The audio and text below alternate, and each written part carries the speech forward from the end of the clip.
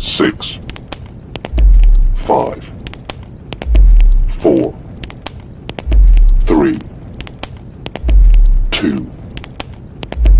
1, 0. Hello to everyone.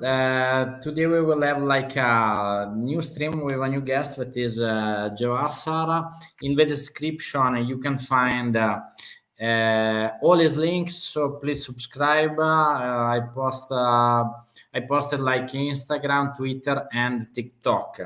I contact his contact mainly through TikTok because I like so much the way of let's say the communication in a good manner, especially like for shorts, because it's taking a lot of let's say argument and a different type of focus on a lot of things that can start from Ukraine or from other arguments. So perfect for me, it was very interesting. So I asked him like to make a chat in our channel. Yesterday we had 2 streams, just for you to know, but I will send you the links. The first stream was from Taiwan. It was like an interesting chat with our friend Cheng, and it was interesting to have a lot of news about Taiwan, the situation, blah blah blah. We can chat about it. And yesterday we had like a big stream with Inside Russia, Konstantin and Natasha. During the chat, we were discussing about this way, and you're a mathematician, so we can talk about it in Russia about a fake inflation that is like managed by like shrinkflation. It's like that you in a sort of a way you reduce the quantity of the products at the same price, like butter. Okay. It is interesting because normally the butter in Russia was before 250 grams, then reduced to 200 grams. Now it's 170 grams. So it's and when we were talking about it with Natasha, because Konstantin made the analysis of these prices in Rostov at the beginning of 2022. So we were trying to saying, Natasha go to Peter, to the supermarket, and she said, no, but it's not right what you're saying. And she went after the stream and sent us the video that it was right, that the real quantity of butter was reduced. Wow. So there was the first reduction in during COVID, and after it was like so it's interesting that like official data about inflation can be easily, let's say, faked, massaged the data. They massage the data. And it's interesting. I don't know if you've ever been in Russia, but I went many times. Okay. It's interesting the different approach between, let's say, US, let's say Europe, and Russian about inflation, because an inflation of 5, 10, 15% in Russia, it's okay. It's acceptable. Now, by the Russian people, this is the different approach. I'm not talking about government. Yes. So if you have an increasement of the price that it's stable 10% for a year, for them it's okay. Also, the interest rate it's very high, and for me it was crazy. Yes, because I was used to many years in Europe with interest rate 0, inflation not 0 but 0.1%, whatever. Yes. So I don't know. What do you think about it? About the actual situation? I don't know. Inflation in the US, the effect so of. It's interesting. I've been focusing on inflation a lot, and I'm actually more worried about deflation hitting the United States. Okay. I make a lot of posts about it. I mean, I know there's so much to say about inflation, but I guess I'll start with something called, I don't swear by it, but I look at other indexes to measure inflation, and one of them is called the Trueflation. Hold on one second. Mila, shh. One of them is sorry, it's just my daughter.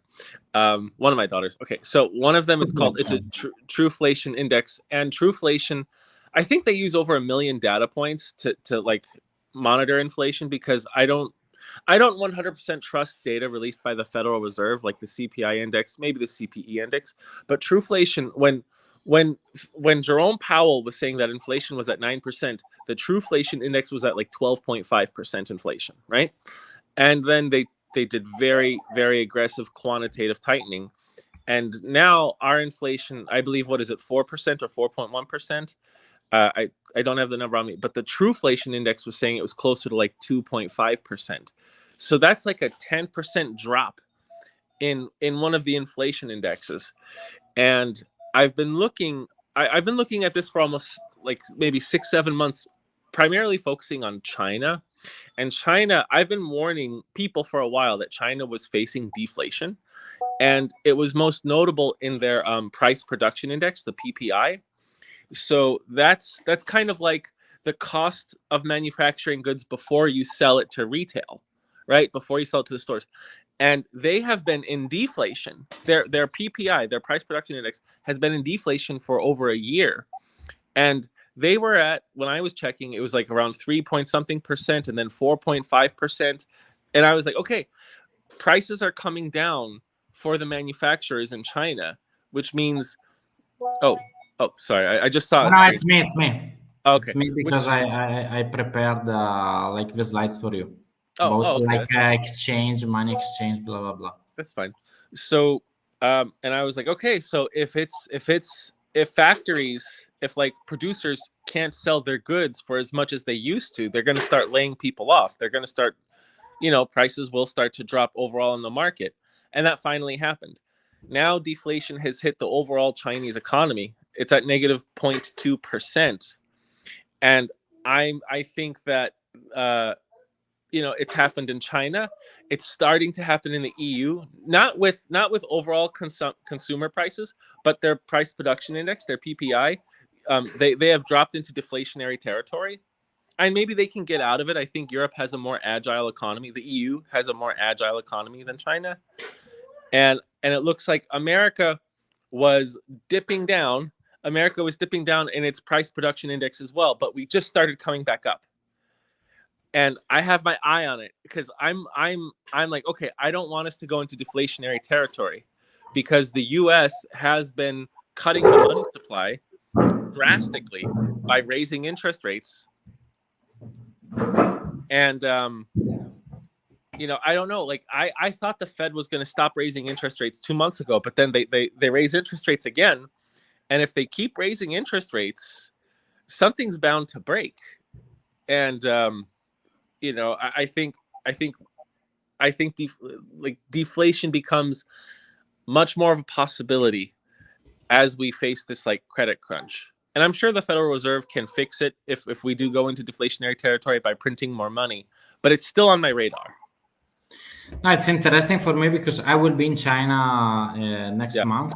Yeah. So I will be in next to Shanghai. It's my first time because I don't know if you've ever been in China, but I was in Beijing for a little bit. I went in China every year from 2016 to 2019 for conferences. Mm-hmm. Then, but Qingdao, Beijing only, but I never been in Shanghai. I was a little bit impressed because I was prepared that the prices in Shanghai were higher than I was expecting, but you can easily find a good hotel like 4-star for $50.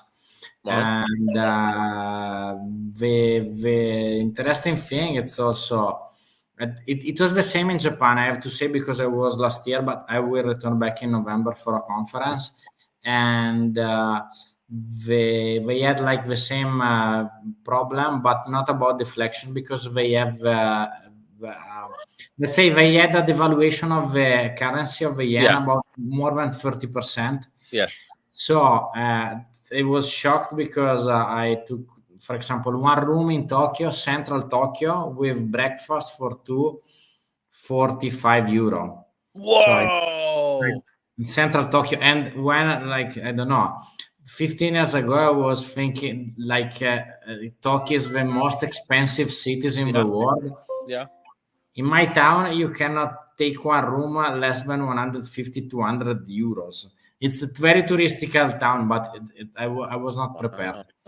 About deflection, it's interesting because I had this, let's say, this not news, but let's say rumors from a friend that was living in China in the last 3 years, just to return back to Italy, and it's something because we have some let's say viewer that says that I always thought that the deflection was good, but let's say deflection is a symptom of not consumption because you have like storage that are full and the prices are going down because they are not selling. It's not because Yes, and if prices are going down, then the people who make the goods, they start firing people to maintain profit.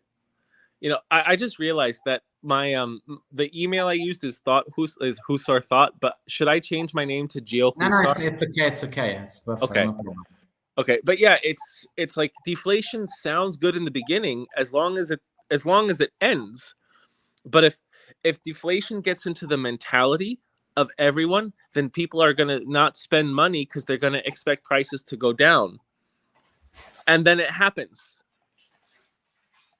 It's interesting about what I wanted to say to you. I don't know how it's managing like the calculation of inflation in US because in Italy we have like the Institute of Statistics, which it's public, and they made two type of inflation. One that is the general inflation, and the second one that in Italian it's like it's called paniera dell'inflazione, that it's called like the basket of inflation. Okay. That it's about and it's selected by the government anytime change. For example, if you return back 15 years ago, there was not smartphone in the basket of inflation. Okay. So it's like let's say the common use things of a normal family, not a nuclear reactor or whatever. And it's interesting that, in my opinion, the perception of inflation in the European Union, especially in Italy, was higher than the total inflation. I can make you the simple example about yogurt. It's a stupid thing that you can buy in a supermarket. And I was used to take one, the same brand, let's say, any week I was out for work abroad 1 month. When I returned back, it was incremented 20%. What? In a small, let's say that it was from €1.89 to €2.11. Yeah, but that's still a huge increase. It seems small, but like it's a huge increase percentage wise. Yes, but like if you think in euro, it's like all about like, let's say, the total cost. The difference, it's not a lot because it could be 20 cents. But if you made the same things in a lot of stuff, especially like in the supermarket, there was a huge difference for the regular people. So I think that the inflation in Italy and in Europe was with a first shock at the beginning. Then there was because the problem of inflation for us, it's very much connected to the cost of the fuel. And imagine that over 50% of the cost of the gasoline, that in Italy we call it different because we have benzene and diesel. Yes. 50% it's taxes. So I don't know how much is, for example, in your city. I believe the average price in the United States for a tank of gasoline is around like $3 and what is it? $3 for $1 gallon. $3.80. Yeah, $3.80. $3.90. Wait, let's see. Around $3.80, I believe. That's the national average for a gallon. Let's say $3.80. It's less than $1 for a liter. Yeah, about 95 cents a liter. Let's say 95 cents of dollar. Okay, in Italy, for you to understand, like the average price, I think today of benzene, that is your gasoline, it's Yeah. over €2 for 1 liter. And in highway it Yeah. could be 2.2 or whatever, and gasoline it's about a little bit less, 1.9, but if you have to convert because it's in euro. So Yeah. imagine what happened when Yeah. it was like the first shock of the war. It was interesting because for example, the self-service of the gas station Yeah. add limit on like prepaid card or Yeah. debit card, credit card, it's the same, about €100. So it was first time in my life that it was not enough, like one like card at the Mhm. time to make like the full tank of the car, because the price was Yeah. over €100. It was a Yeah. shock. Yeah. So Yeah. what the Because like government did. if you're used to paying $85, sorry, like €85 to fill your car, and then it goes up 20%, you're done. So the main problem it was like the let's say over 80% of the commodities in Italy are transported by trucks, not by train. Hmm. So the cost of fuel it's going has influence also to the cost of let's say one bottle of water. Yeah. And what happened in Italy, it was like the first time the government in 2022 cut the taxes Yeah. about 30 cents. But this thing was about a cost of 5 billion euro for a year. Okay. So it was huge, because the Yeah. main problem about this gasoline, Hmm. for the people to know, it's that in Italy the level of, let's say, black market is very high. Yeah. And so the only way to be sure to get money is like to the taxes on the gasoline, because you are not able to. Yes, because you could avoid taxes so many other ways. Because it's a game. It's a game to not pay the government taxes. Like, why would I pay the government taxes? The government doesn't do anything for me. But in this way, let's say it's impossible like to Yeah. cheat, because you have to Yeah. pay. And in this thing, it's that I'm seeing a lot of the market, it's changing about, for example, electrical cars or whatever. It's still a few small part of the segment, because it's Hmm. less than 5%. But with the actual cost of gasoline of the market, it's changing fastly. And Yeah. I can imagine. let me. I have one question from the public for Sure. you. What do you think BRICS is going to do? Where an accumulation of certain amount of power, especially in terms of energy resources. They talk about BRICS currency, but what they do besides that? They trade in their own currencies. They don't trust Western banking financial system. Are they trying to build a viable alternative? How effective might that be? That's a pretty good question. I just think that I think BRICS is meant to be a boogeyman, and we only start to hear a lot about BRICS making moves when the dollar is very strong or the price of oil is very high, since most purchases of oil all around the world are done in dollars. So we start to hear all this BRICS narrative when one or two of those things or both things happen. And right now, oil is going up in price and the dollar is very strong. So yes, like nations that have to buy oil in dollars are very upset because a lot of them are in a dollar deficit, especially India. India is in a massive dollar deficit. I believe they've lost over 100 billion. I don't have the exact number in my head. Sorry, I'm a little Swiss cheese brain, but they are losing billions of dollars because they don't sell anywhere near enough goods in dollars to be able to cover what they have to spend for buying oil in dollars. So that's why we hear so much about BRICS. But I don't think like I think the idea of a BRICS currency is silly. Like even the BRICS Bank, the new development bank, has said that there's no even idea for creating a currency beyond the dollar.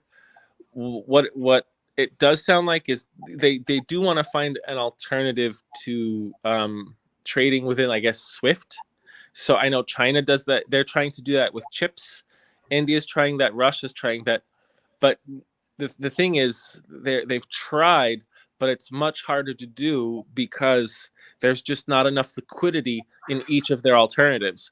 And the SWIFT network also offers an ocean of liquidity. That's kind of a pun because it's in dollars, and dollars are the most agile, currency in the world. So I think it's interesting also for you to, because I went many times in China, Mhm. and the biggest difference that I found, like in the normal economy, is that now it's completely cashless. Nobody is using cash in China because they use, for example, Alipay or WeChat. Yeah. Like we use WhatsApp, they Sure. can pay with WeChat directly. Also, if I want to do charity, to, let's say, in the street, Yeah. I can easily do it with a QR code. Wow. And I wanted to share with you something like, let's Yeah. say it's something that I did yesterday, but it's The very euro easy. and the Russian euro and It's like exchange rate. euro and rubles. Yeah. It's interesting for me to see in long term what happened, because it's not something that started in 2014, as everybody said, but the trend it's very long. And Yes. also, if I do the same exchange, let's don't talk about dollar for 1 second. Sure. With renminbi Yeah. or with yuan, and also with Indian rupees, we Yeah. can see that the trend it's the same. Wait a Yes. second.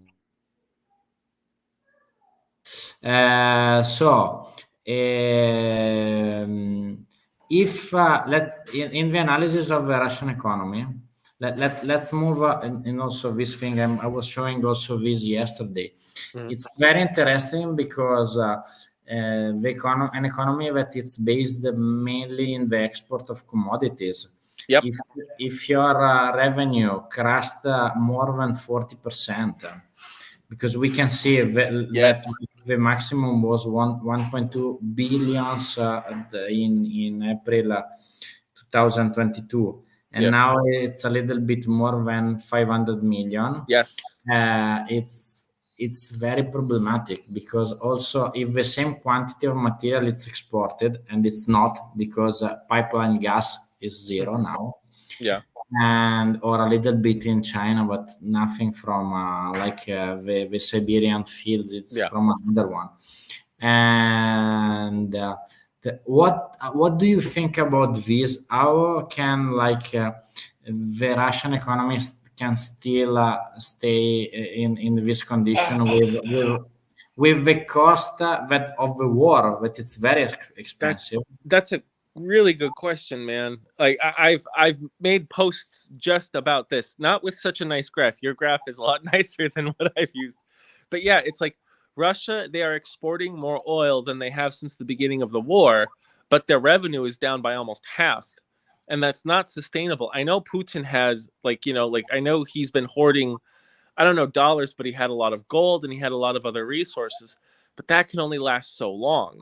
Um, it's just I don't know how long the Russian economy can keep going at this rate, because oil, well, okay, they are saved now, like by the temporary jump in oil prices. So now they're, I know their price, the price cap is $60 per barrel, but I'm sure the Russians are finding some way around that. But when oil, I their can show oil, to you. yes, You can see now, yep, like the last week, after the yeah, end of July, it went up of yeah, the price cap. yes.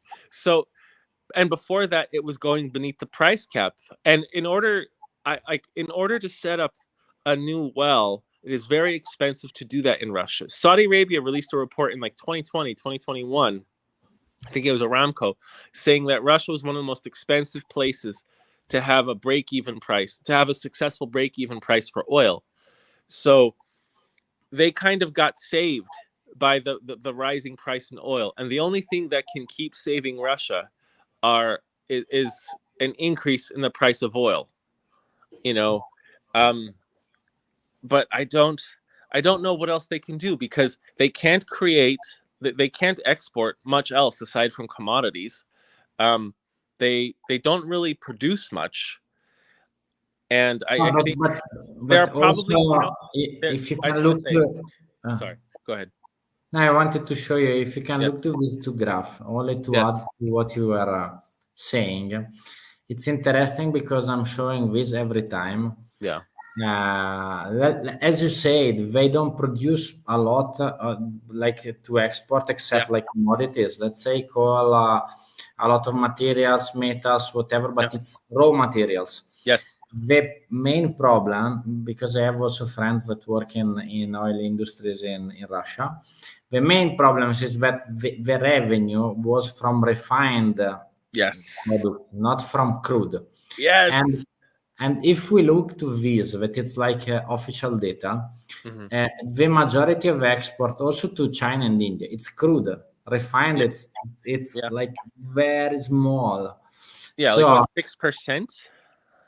it's Yeah, like in this thing, it's like but you can see also in the revenue chart that yes, you can see here. yeah, It's like refined, it's mainly nothing. And I received like this question about that the LNG, it's increasing from Russia to the European Union. oh, it is. Uh, it is, we can see from here, but the quantity Mm, that it's like imported, it's nothing, yeah, because before it was 155 billion cubic meters. okay, But it's a huge amount. This, let's say that it's 10, 5. yeah, It's nothing, because actually, like the biggest amount of gas, it's imported from Algeria, Azerbaijan, mhm, Nigeria, Qatar, whatever yes, you want, except Russia. So the problem for Russia, it's gas. It's not like oil, because oil you can sell it everywhere. yes, Not a big problem. But also for oil, it was extremely cheap to export oil to European Union, hmm, because like the pipelines, it was, let right me, there, yeah, the pipeline, if we look to like the original pipeline, let me check if I have it, but it's here. yeah, We can see that the storage and the pipelines yeah, were made to export to the European Union. The other side, it's the eastern side. There is only power of Siberia one, but it's yeah. nothing. It's so you were saying about that Russia is not like producing more. So Yeah, and they don't manufacture sophisticated products, so they like, eventually something, like I say this a lot, eventually something's going to break, or someone's going to help them. Like China is the only reason why I think Russia is still afloat. China is supporting Russia, and maybe if things keep getting bad for Russia, or if they get even worse, China will just give Russia more non-lethal support to keep their economy afloat, because China needs allies. Do you know what I mean? And Russia, well, okay, but let's say that I need to help you. Let's say that you are Russian, I'm China, and to help you, I need to buy more oil from you or give you assistance. The yeah, main problem is China's economy, as we said, it's not in a super yeah, amazing shape, yes, so they cannot buy more yeah, or buy for drinking oil. I don't know. Like there was the news of today that she said, I don't know if you had it already, but they were sort of guarantee Country Garden and Evergrande in the again, they're guaranteeing Country Garden. Wow. check. And, I mean, and then today the stock exchange of all Asia were like in plus. Of course. for this. So, if the Chinese are able or they wanted to change a little bit their economy, because let's say also from a lot of Chinese people that I was talking about, their economy, it was completely subsidized from the state to produce more. Let's say Yes. more buildings, more whatever. And Sure. as I can say to you, I went 5 years in the next cities, Yes. in the same city, sorry, it was like Qingdao. It's like one city of over 10 million inhabitants. Yeah. And every year I saw new neighborhoods. Yes. Like they were building, like, I don't know. Yes. Yeah. Real estate. I'm sorry. I'm stopping. Go ahead. I don't want to No, but interrupt you. real estate, but not sold. Like, Yes. Yes. See, that's the crazy thing. China has all these raw materials. They have all this cement. They have all this steel. They have all this. I don't know about copper, but they have all these goods. And then, so what do they have to do? They need to keep showing positive GDP growth. So they turn all that raw materials into buildings. And then they put the price of those buildings not at what they're actually worth, but they price it as what they would sell it for. And they put those numbers into the GDP. And that's kind of, it's a financial sinkhole. China, they have a $23 trillion local debt bubble right now. Like all their local governments, they were just giving out all this debt, getting all this money, and they've been defaulting on those payments now. So it's like, and a friend of mine he's normally a very intelligent guy, he's saying how, well, the Chinese government can just write it off because it's all internal debt. And I'm like, yeah, but companies still need to get paid. Companies still have employees. Employees have their own debts. And we are in a global economy. I'm sure there are other like firms that are linked to these companies that aren't getting paid back. Like that's bad for everybody. So you're right. China can't keep doing. It's not like if they're going to guarantee Country Garden along with Evergrande, then maybe they can't guarantee Russia, unless they get something else from Russia, like maybe more land. Or I think Putin promised to export more agriculture to China because they're becoming less food, and China becomes less food independent every year. So yeah, it's I guess Russia will just have to start giving out more of its commodities to China in some kind of fair exchange to stay alive. Or and this is, I don't know how likely it is, Russia finds some way to claim that they've won and then pull out of Ukraine. That's the only thing that Putin can start pumping out propaganda saying that they accomplished their objective and they leave Ukraine. But they say they leave in victory. I don't know how that would happen, but that's the only thing I could really think can get Russia out of the mess that it's in, unless something happens to Putin. But who knows if that's even a possibility. let me show also this map, that it's Sure. interesting. It's about economic, but Yeah. it's interesting about the China trade balance, export and import. This is something that and bigger is the size, bigger is like but let me say to you, for example, US, it's 324 billions. Okay. Netherlands, 61 billion. Yeah. UK, it's 33. So if it's not connected to the size of the country. Yeah. Italy, it's 12. Let's say Hong Kong, it's 295 billion. And Yeah, this wow. it's very interesting because Hong Kong, it's used to, let's say, use internationally the Chinese money.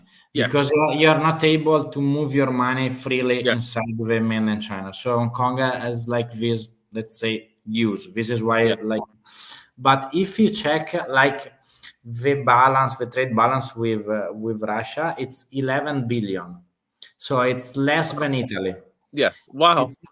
Okay. If I check like the value of China imports in this case will change. Like Russia, it's 59, US it's 156, Brazil 77, the biggest import by country is South Korea, 203, and Taiwan, 177.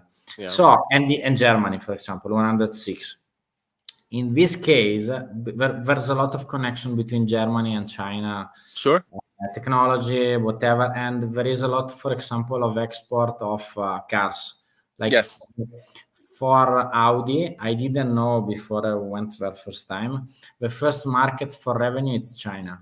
I don't know, it's Chinese have this idea of luxury connected to Audi more than other brands. Great. Good So, for Italy. don't ask me why, I don't know, but it's good car. I had Audis, but Chinese have this idea more than Porsche or Ferrari or whatever. They have Audi. So the question is, and then I will take some questions from the public just to make the last 10-15 minutes. The question is, if I am China and I have, let's say, a short, mid-term, a long-term also strategy, will I, let's say, delete or reduce my trade with my biggest buyer? Let's say US. This is because the balance between US and Russia, it's 30-1. Yeah. Yes. If I put US and European Union, more than 50-60% of the sold product of China, it's going to US and European Union. So this is why I don't understand truly this strategy of one fit, two shoes of China, because economically it's very dangerous also for them. I like that. 1 foot, 2 shoes. That sounds like that sounds like something my father would say. I love it. 1 foot, 2 shoes. You gotta love it, man. That's great. Yeah. But I translate from Italian, so I don't know. It's a way of saying that we Perfect. use. My father says he would always say you can't sit down in 2 chairs. Okay, it's the similar. Okay. Yeah. Well, that's the thing. Part of me. See, I don't think China. I believe that the U.S. is actually acting more aggressive towards China than the other way around. I think China, they are spending a lot on their military. They are making aggressive moves, which I don't approve of. But I think China does have a right to assert a certain sphere of influence in the world, especially towards its neighbors. I don't think they have a right to impinge upon anyone's sovereignty. I think that's evil. And so far, they're not doing it yet. They're making threats, but they're not actually doing it. So I think that China is trying to establish its own sphere of influence, and a lot of the rest of the world is kind of bristling at it, which is understood. And I think the U.S. definitely feels tactically and economically threatened by China's power and influence. But they need each other. They really do. They're partners in this. They're partners in the world economy. And I don't know how true it is that there's I'm not convinced that we're going to war. I'm not convinced that there's going to be a World War III. I think there's a lot of fear about it, and I think a lot of stupid money is being spent because of it. But give me 1 sec. Can you give me like 10 seconds? Yeah. I'm so sorry.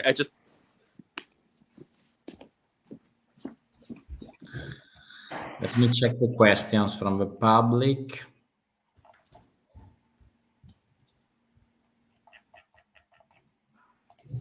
So Jack and Isla, I will put your questions. So we will do the last 2-3 questions and then we will close. But this chat was very interesting, so I hope that you are enjoying it because it's a little bit more different than before.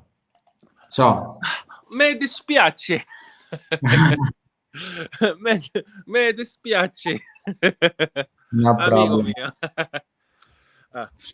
Io posso parlare un pochino di italiano. That's but you mixed because falar is portoghese. But Parlare. Okay. Io falo un poquinito de portoghese, algo espagnolo. Español. Puedo hablar un poquito de español. How do I say speak in Italian? Parlare. Parlare. That's what it is. Parlare. Hablar, falar, like the basic is the same, but Very close. when I'm like in Brazil, for me it's very easy to, like, to speak with them. Sure. Like, but I speak more like Portagnol. It's more like Portagnol, I love it. because it's I don't know all the words of Yeah. it, so I mixed. But There's enough of a link. There's enough of a link where people who are actually, if they're paying attention, they can understand. But I'm sorry, let me go back to the whole thing. So I think a lot of this panic is overblown, and I think China wants desperately to still trade with the U.S. because China wants the U.S. and the West to buy their goods, and I think the U.S. wants the benefits it can get from China. But then China has a lot of needs that need to be met right away that the U.S. isn't going to just give easily. China has energy needs and they have agricultural needs, and Russia can give them both. But if I can say to you about the advantage of the production in China, my opinion from my sources, it's that the decoupling of the Chinese economy, it's already started, but from China, not from abroad. It's like Chinese company. It's like they're moving production in Vietnam or whatever. It's already moved to this advantage economy of low salary and productivity. What I'm Vietnam thinking, and Mexico. Yeah, and it's interesting thing that few people are talking about that 2 months ago, like for years, the second trading partner of the US was China, the first, sorry, and now the first trading partner is Mexico. It's not China anymore. From 2 months ago. Yeah. So if I have like a situation where the biggest part of my profit it's one market, it's like a little bit of a red flag, because that's a good point. And it's easily, in my opinion, if I have to manage also the transportation for the US, it's much easier to transport from Mexico than from China. And the wages are much cheaper. So I actually made a post about this a couple months ago, that Mexico, their workers are just as skilled, if not more skilled, but the wages are much cheaper.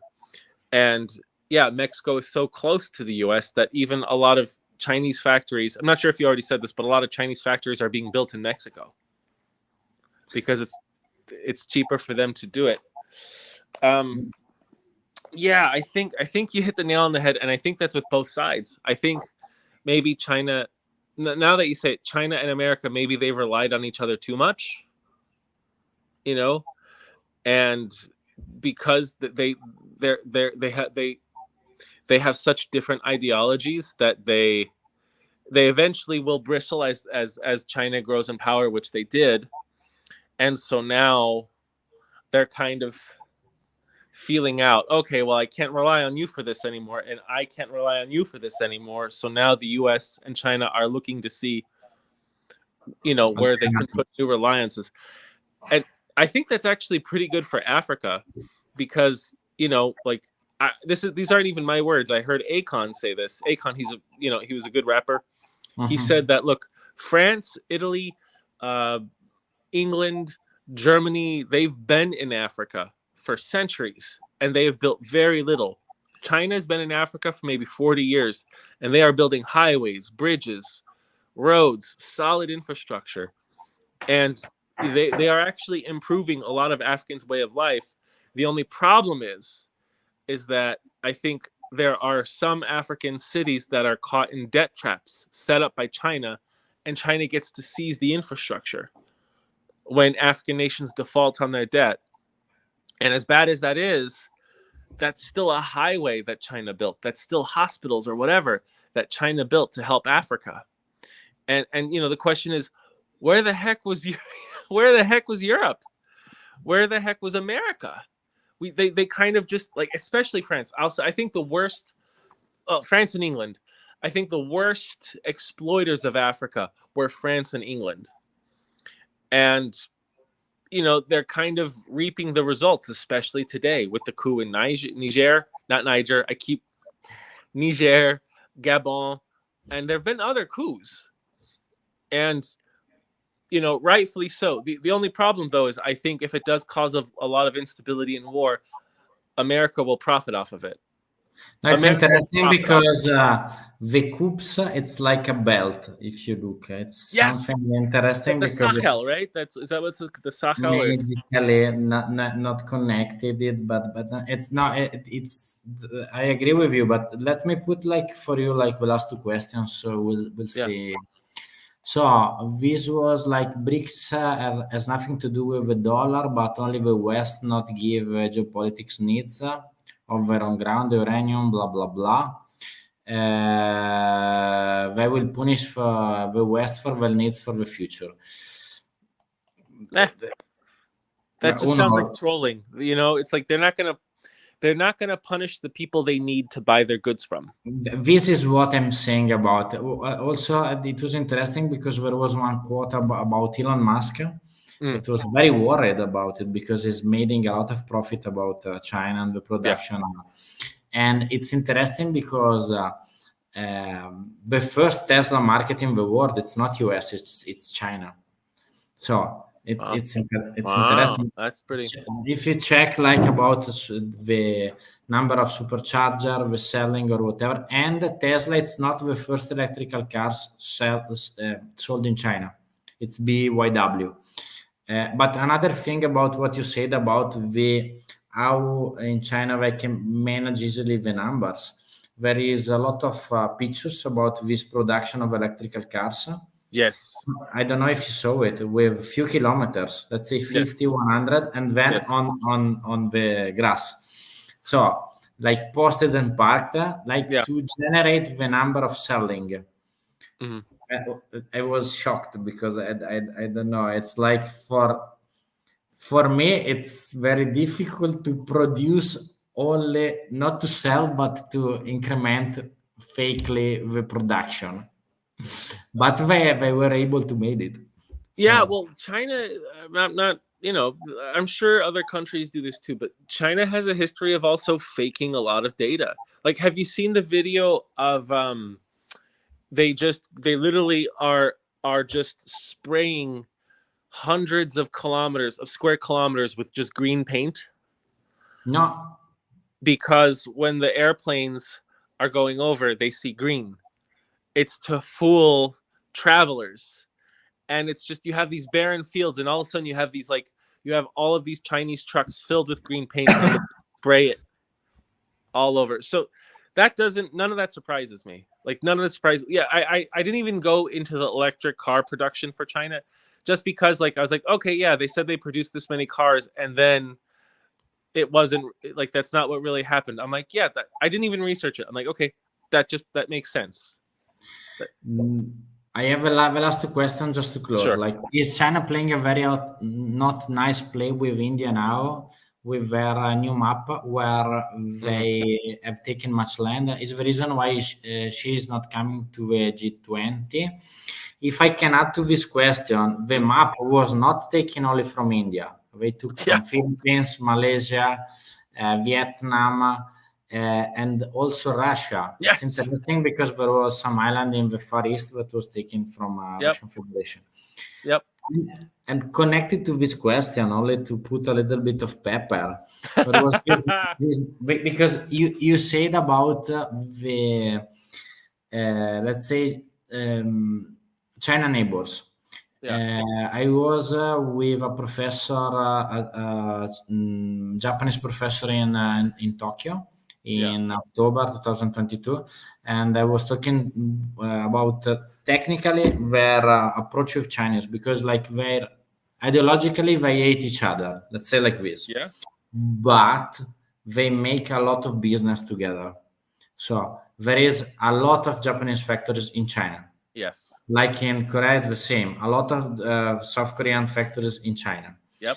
And this, let's say, let's say the double version of approach in ideology and in the reality. I think it's not well known in the West. Like they don't like each other, but they need each other. They'll buy and sell. Yeah, because it's like, I hate you, but I need you because you're kind of one of my vital organs now. But it's the same with Taiwan. We were talking Oh my God, yesterday. Taiwan! Like the fact that Taiwan is still semi-independent blows me away, because that's where Chiang Kai-shek retreated and set up base to continue trying to fight the People's Republic of China. Like, what a crazy détente that they were attacking each other for a generation. But they were saying to me yesterday, for example, that there will be the presidential election next year, 2024. Yeah. And there is two candidates, let's say one that is like, and it's strange for me also because there is Kuomintang, that is the original party of, let's say, that fought with China. Now it's pro-China. And the Democrats are like, let's say, pro-US. Let's do like this. Yes. And there is also, for the first time, one independent candidate that was the founder of Foxconn. Oh, wow. But they said to me, no chance. Really? And there is like a majority election, so you need only to be the most voted, not like... Yes. You don't have in America, where you need 51%. You don't need it. So it was interesting for me because there was a question from the public when I posted the last one about what they needed in a case of war. Because Taiwan, my friends yesterday said that they were completely independent. They don't need nothing except one thing, energy production. So they are very interconnected with China about energy. And also, for example, to the production of microchips, you need silica, like silica. Oh, they need that from China. China produces the most quartz. And they mine the most quartz in the world. And so it's like, it's very interesting that they ideologically fight each other, but the economies are completely interconnected. It's like, I have a knife in my hand, but I also have money. Can we trade? It's just... Let me put you the last question. Okay. Sure. If you checked recently, what is the current situation with the Chinese rare, I think it's like, rare earth monopoly. Yes. I think it used to be 50% several years ago. And last time I checked, it was still over 50%. How can you have a war with China if you can even build basic headphones without them? This is a good question. So, or electrical engines, or don't forget Belgium. Okay. So what's interesting about that is I posted about this about 6 months ago, or was it maybe 5 months ago? So China, I thought it was like 95 or even 100% of rare earth minerals. And then since last year, the US was kind of like, okay, we can't rely on China to produce the most sophisticated weaponry in the world. If we can't rely on them because they're gonna withhold it from us. So they reopened one of their old rare earth metal mines. It's in Mountain Pass, California. And now the United States produces between 10 to 15% of the world's rare earth minerals. There's also something called flash jewel heating, which the US, which scientists have just managed to perform with burnt coal waste. So you burn coal, there's the waste. They are able to extract rare earth minerals from burnt coal. Now, I don't know if this is if they're able to do this to the point of like industrialization, but it does look like a lot of work is being done to actually counter that with China. It's like let's say the environment around you. It's like make you a new technology like fracking or bituminous sand that you have like needs of something and you find in something that you already had maybe. Yes. Okay. And that's a good thing, right? Because it's like, oh, we already have this. Let's just see if we could... Sorry. Last thing connected, just to make like the final closing. But is there raw materials or proceeded rare earths that can go into products? I don't know I don't know what he means. Do you know? And it's. I think that he was asking if you use directly like the rare earth or processed rare earth. I don't don't know. know. I don't know. I would guess. I'm guessing that they have to do something, because from what I understand, it's not like there are rock deposits of these rare earth minerals. They're literally in the dirt. Okay. And so it also, one of the reasons why the US just said, okay, we'll get our rare earth minerals from China, is that it's very environmentally taxing. It's very pollutive, but like we already have it, so we've already had some rare earth mines. What we have, we'll just re-exploit those. But yeah, I just think, like I said, if they're probably just going to be using flash joule, if it's actually viable, they'll be using flash joule heating with coal waste, and hopefully the US will manage to innovate its way to fulfill that need, which is what they've been doing. Like, whenever there's some kind of issue with OPEC or any other kind of energy crisis, the US either manages to just produce magically millions more barrels per day, or they innovate some new technology that was thought to be mythological, and then it just comes out like, oh yeah, we're just fracking now. Oh yeah, we're just extracting from shale. But it's the same that is happening in the Mediterranean, because like if I can show you the last pictures, it's like about they have already like alternative of Russian gas that Yes. was south of Cyprus. Yep. Or for example, there is a lot of gas in the Adriatic Sea, but Italy was not extracting because it was cheaper to export it by to Russia. pipelines. Export their needs to Russia. So now, but it's the same. In southern Italy, there is one region that it's called Basilicata, where is the biggest oil reserve of Europe, but it's not used. It's still used. It's like a reserve. Okay. And so now I think like what is forcing I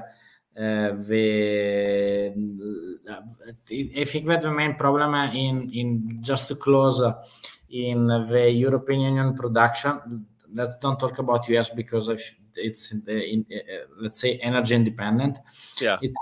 It's that 50% of the sole production of the European Union was only Germany and Italy. So in two countries in 28, it's 50% of the production. And if you buy a German car, mostly of the product of the parts are made in Italy. Okay. Wow. There was a huge interconnection between still now. If the German economy is slowing down, you have a slow down also of Italian economy. It's connected. And now, for example, for like my parents have like a company of metal scrap, like to foundry to make new metals, blah blah. And they said to me that the prices are going down very fast. When the prices are going down, it's not. It means that it's like a contraction of economy because you need less materials for new things, blah blah. So it's a signal that we are going really in a phase that it's like a slowdown of economy. Deflationary. It's heading in a deflationary direction. But the main thing is that if Europe was not ready for this scenario of let's say exchange suppliers. Yeah. Now for gas it's completely managed, but because we are already over 90% of the storage for the winter, and the goals was November, so we are already in early October. But the problem it's like to that the Northern Europe, let's say Germany, was not prepared for use LNG. So now I think that the scenario will change with the let's say the wave of energy that was going east to west. Yeah. it's going south to north. But the problem is that, let's say Africa, it's a little bit unstable, as you say, the caps or whatever. The part that is more stable, it's a strange thing to say, but it's actually Middle East, Yes. like Israel, Lebanon, Egypt. Yeah. And it's strange to say, but they're very safe and affordable and also trustable, because Yes. now we're making agreement about this huge gas field in south of Cyprus. And there was originally, let me close with this one so we can stay under 1 hour. There was an original project. I don't know if you ever heard about this, but it's called EastMed. This one was like I will send to you. I've seen it like in passing. Yeah. So the original project was this one, and but the main problem is that it was like in 3 international seawater, 3 different states. So it was, let's say 4, because it was Cyprus, Lebanon, Israel, and Egypt. Yeah. And it was very expensive to create the EastMed pipelines.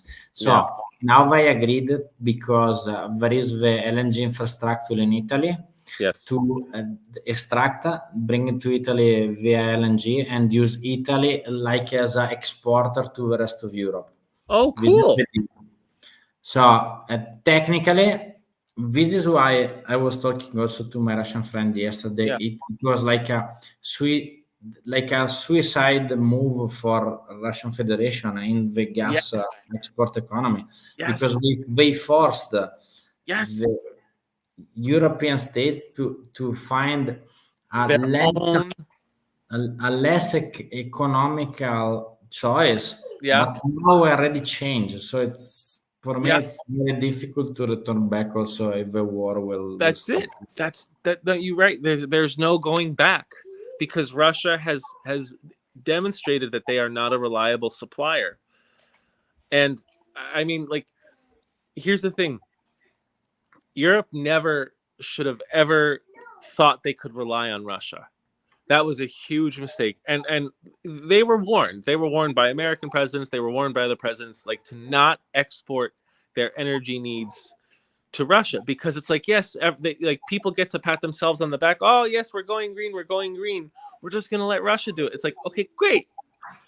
And then it probably would have just been like long run, much cheaper to just exploit your own fields. And, you know, but now just to close, I think now there is Poland will change a lot, because there is a lot of, let's say, former or actual coal mines with a lot of, let's say, fracking possibilities. Yes. So I think that all these that was seen as weakness before, now it's like changing the shape of changing perspective, literally like putting on a completely different set of glasses. You're absolutely right. So let me thank you so much for your time. I hope that we will have the chance to meet arrange again. Another one. I'm trying to make also like an economical roundtable with other people, so I will try to invite you if it will be possible. It would be great. Sure, that's great. Just for the people, remember that there is in the description the channel of GeoHussar, so please subscribe to him. If you have any type of question, just put it in the comments, and thank you so much for your time. Thank you so much. Thank you. Arrivederci.